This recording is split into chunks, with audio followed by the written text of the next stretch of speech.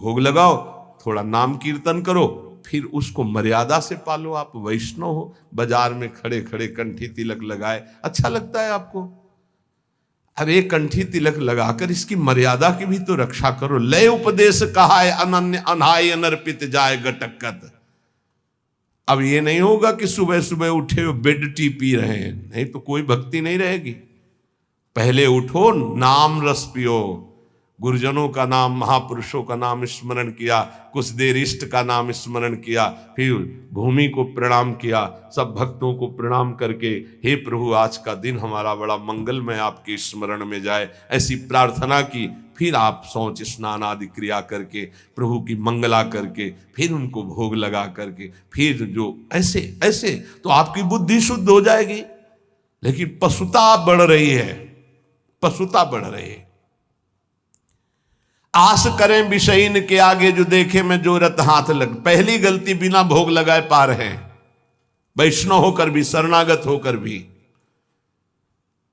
बहुत सावधान, बिना प्रभु को पवाए पा नहीं सकते, कुछ भी नहीं।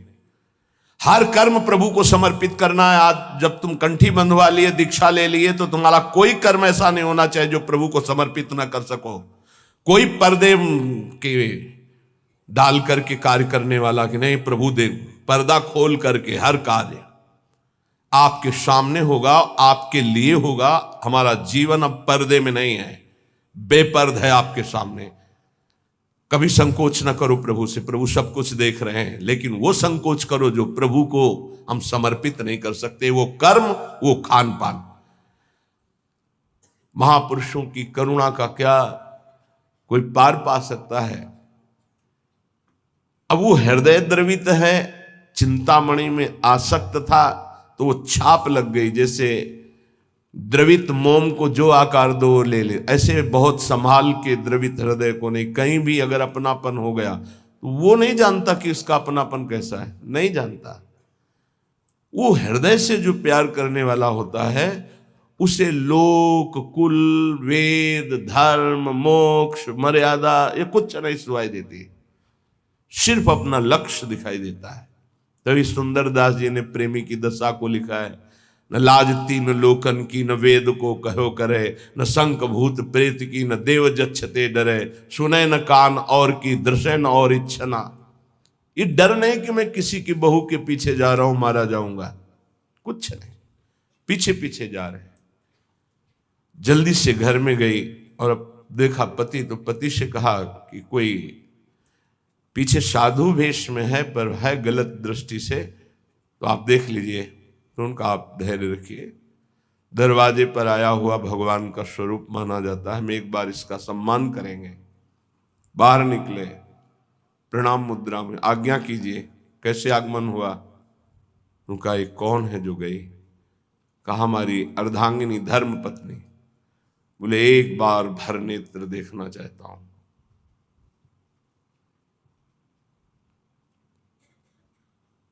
ऐसा ही अपने इष्ट के लिए होता है कि चाहे हे प्रिया जो मुझे नरक भेज देना, बस एक बार मैं आपको देखना चाहता हूं कि जिसके लिए जीवन अर्पित किया वो कैसे है। एक बार आप कहो कि मैं आपका हूं, एक बार स्वीकार कर लो बस। प्रेमी का हृदय तड़पता रहता है, वो बाहरी विषय नहीं होता, वो अंतर का विषय होता है। प्रेम एक पवित्र निर्मल होता है। वही जब जगत की तरफ लगता है तो मलिन और काम कहा जाता है, वही जब प्रभु की तरफ लगता है तो निर्मल और प्रेम उज्जवल कहा जाता है। कहीं नया प्रेम नहीं होता, कोई नई चीज नहीं है प्रेम, वो है सबके हृदय में है। उसी को हम विषयों में, शरीरों में, नाना प्रकार की कामनाओं में उस प्रेम को बांटे हुए हैं। उसी प्रेम को बटोरने की बात साधना है। भगवान भी कह रहे सबकी ममता ताक बटोरी, सबकी जो प्रीति वृत्ति फैला रखी उसे समेटो, मेरे चरणों में लगाओ, वही उज्जवल प्रेम हो जाएगा। जो राग है, मोह है, काम है, आसक्ति है, जगत में जो इस नाम से कहा जाता है, प्रभु की तरफ जब इसे किया जाता है तो प्रेम कहा जाता है। भगवान एक बार जिसे स्वीकार कर लेते हैं उसे कोई फंसा नहीं सकता, पक्की बात है। उस धर्मात्मा गृहस्थ ने, धर्मात्मा इसलिए कि अगर कोई साधारण होता तो 2-4 थप्पड़ मारता और भगा देता, आया है वहां से साधु वेश धर करके, एक बार पत्नी को देखना चाहता है, धक्का मार के भगा दे। लेकिन वो धर्म को जानने वाला था। दरवाजे पर आए हुए अतिथि का अपमान कर देने से सारे सुकृत नष्ट हो जाते हैं। उसने कहा, बिराजिए आप, हम तो आपके सेवक हैं, अभी आपकी सेवा में उपस्थित होती है, वो हमारी अर्धांगिनी आज्ञा का अक्षरशः पालन करेगी।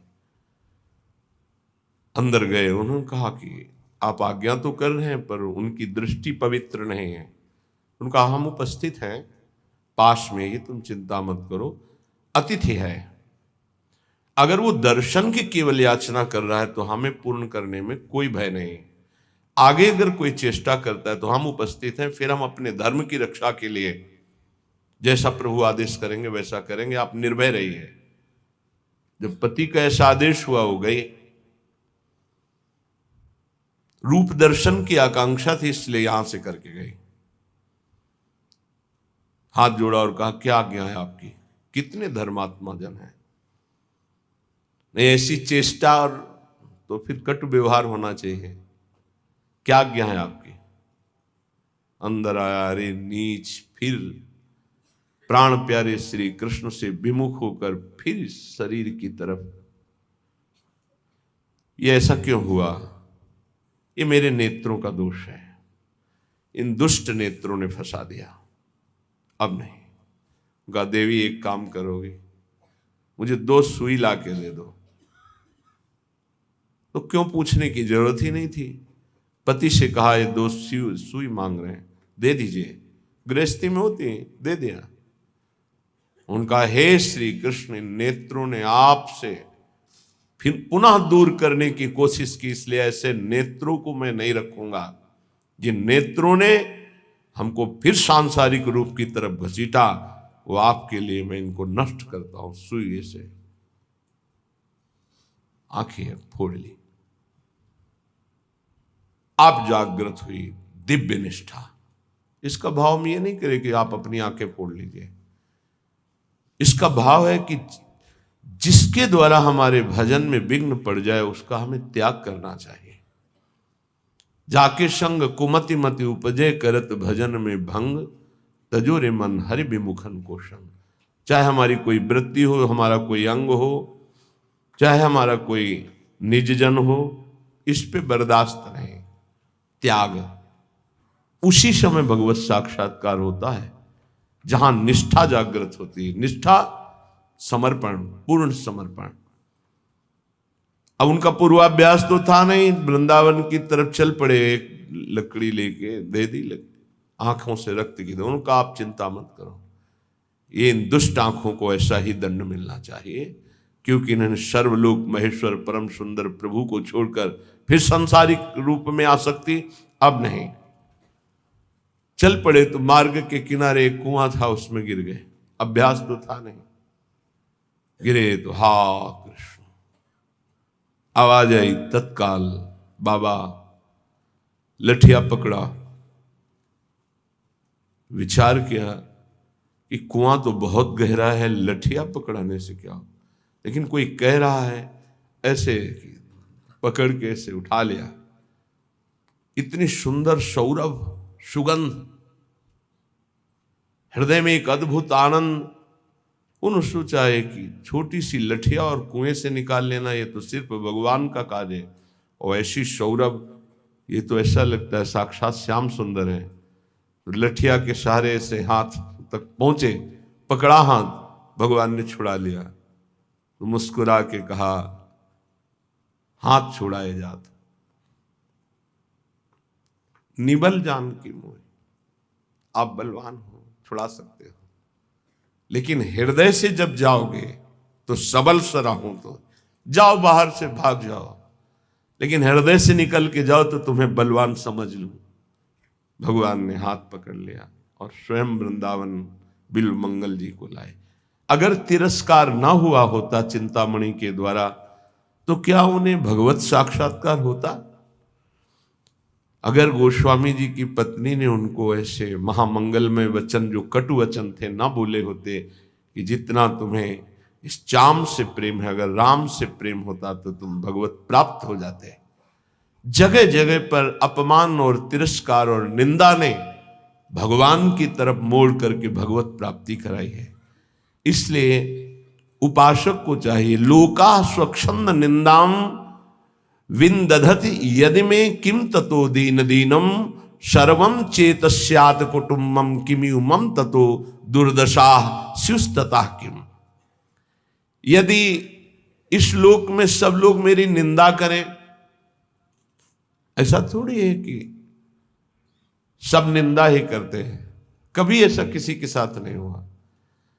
अगर 10 निंदा करने वाले होते तो 100 प्रणाम करने वाले होते हैं। ऐसा नहीं हो सकता कि केवल प्रणाम करने वाले ही वो निंदा करने वाले ना हो। ऐसा बिल्कुल नहीं हो सकता कि केवल निंदा करने वाले ही हो, प्रणाम करने वाले ना हो। ऐसा होता है। अगर आपके कुछ बड़ाई करने वाले हैं तो कुछ बुराई करने वाले हैं, कुछ नमन करने वाले हैं तो कुछ अपमान करने वाले हैं। परमार्थ के पथिक को उन दोनों में समान भाव रखकर चलना होता है। अपनी निष्ठा में फर्क नहीं आने देना। अगर निंदनीय आचरण है हमारा और फिर हमारी निंदा हो रही तो विचार करके निंदनीय आचरणों का त्याग कर दे, फिर भी निराश नहीं होना। कल संत भगवान पधारे हुए थे, बहुत से सभा थी संतों की, यही चर्चा हुई। जैसे अरे भाई, हमारे यहां परम पद का फार्म भरा जाता है। एमएलए और सांसद और मुख्यमंत्री और मंत्री, प्रधानमंत्री भगवान के स्वरूप है राष्ट्र सेवा के लिए। हमारे यहां जो है वो अखिल कोटि ब्रह्मांड नायक परात्पर ईश के चरणारविंद की पदवी का फार्म भरा जाता है। अगर ये पदवी चाहिए तो आओ। हमारा उद्देश्य है एक एक व्यक्ति का मानस पटल धर्मयुक्त हो, सब अपने कर्तव्य का पालन करें। तो हमारे पास जो भी आओ अपने कर्तव्य का पालन करने के लिए आओ। तुम भी राधा राधा जपो और अपने कर्तव्य का पालन करो। हमारी शिक्षा यही है। तुम जिस धर्म में हो, जिस राष्ट्र के पद में हो, भगवान का दिया हुआ पद है, उस पद का तुम पालन करो तो हमारी समाज अपने आप आपको चयन करेगी, वर्ण करेगी। हमारे पास केवल परमार्थ का है और हमारे राष्ट्र सेवा की भावना की एक एक व्यक्ति यदि सतमार्ग में चलेगा तो हमारा राष्ट्र सुखी हो जाएगा। अगर एक व्यक्ति को हम बदल पाए, हमारी अपनी वृत्ति बदल गई तो वो दूसरे की वृत्ति बदल देगा, वो तीसरे की वृत्ति, ऐसे हमारा राष्ट्र पावन हो जाएगा। हमारा केवल यही उद्देश्य है और यही उद्देश्य अंदर स्थापित करना चाहते हैं कि स्वार्थ सकल तजी गुरु चरणन भजी। गुरुदेव के चरणों का भजन तभी होता है जब स्वार्थ का त्याग हो जाता है। गुण नाम कथि, गुण गाओ प्रभु के, नाम जप करो और संतों का संग करो जिससे भगवत चर्चा सुनने को मिले। काल ब्याल मुख पर्यो कफ पित्त बात भर्यो, रात दिन संसार के इन्हीं प्रपंच में फंसे हो। अब तुम्हारे शरीर के जाने का समय आ, ये शरीर नाशवान है। काल ब्याल मुख पर्यो कफ बात पित्त भर्यो, चाहे जितनी सर्जरी करा लो, सर्जरी करा के सुंदरता की सीमा नहीं बनोगे। ध्यान रखो, है एक स्वरूप जो सुंदरता की सीमा के पास पहुंचा देगा, भाव दे। वो होता है आंतरिक सर्जरी से, जो यहां के डॉक्टर नहीं करते, वो गुरु जी करते हैं। काम क्रोध लोभ मोह मद मत्सर इनको निकाल फेंका तो भाव देह की प्राप्ति हो गई। किशोरी मातमानम, उसमें पाउडर की जरूरत नहीं है। किशोरी मातमानम किम सुकुमारी कले, श्री जी की सेवा में। और ये शरीर काल व्याल मुख पर्यो कफ बात पित्त भर्यो, भ्रमेव कत अनन्य कहे कि जे लाज धरी। अये अनन्य शरणागत हरिवंश सेवक, अये गोरे चरणारविंद के शरणागत, स्वार्थ का त्याग करके गुरु चरणों का भजन करके प्रियाजू की प्राप्ति कर। सेवक निकट रस रीति प्रीति मन धरि, हित हरिवंश कुल कान सब परिहर, काचे रसिकंसो बिनती करत ऐसी। गोविंद दुआई भाई नो जो सेवो श्यामा है। तुम्हें भगवान गोविंद की कसम है, यदि तुम हरिवंश सेवक हो तो श्यामा श्याम के अनन्य हो जाओ। सेवक जी महाराज का कितना प्रेम है। कह रहे हैं काचे रसिकंसो बिनती करत है, कच्चे रसिको तुम्हारे हाथ जोड़कर विनती करता हूं, तुम्हें गोविंद भगवान की कसम है। अपने गुरुजनों के नजदीक होकर रस रीति सीखो, प्रिया प्रीतम के दुलार करने की, और सेवो श्यामा हरि, प्रिया प्रीतम का सेवन करके जीवन निहाल कर लो। खूब नाम जप करो, खूब श्री जी के यश चर्चा को सुनो, गंदे विचारों का त्याग करो, गंदे आचरणों का त्याग करो, गंदे भावों का त्याग करो। संतों के पास स्वार्थ युक्त बुद्धि से मत जाओ। थोड़ी एक जगह तो रखो जहां चैन से बैठ सको। वही कामना, वही स्वार्थ, वही शरीर, वही भोग, वही वासना। अरे थोड़ा तो उपासना की जगह रखो। एक जगह संत संग है जहां उपासना से सब कुछ प्राप्त हो जाता है।